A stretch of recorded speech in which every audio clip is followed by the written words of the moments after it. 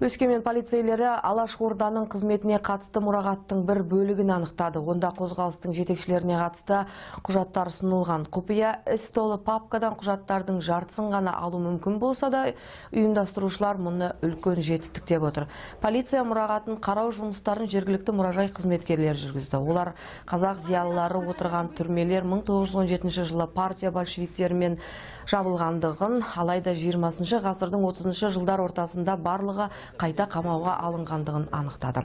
Құжаттарда әр фамилияның тұсында қысқаша ату деген жазуы бар, ондаған адамдардың тағдырлары жатыр. Көрмені Алаш жолбасы деп атапты.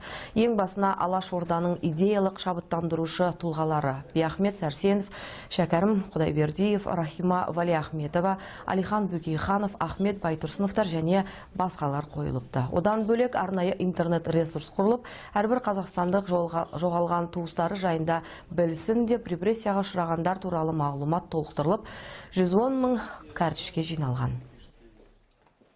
На сегодняшней выставке мы представили материалы.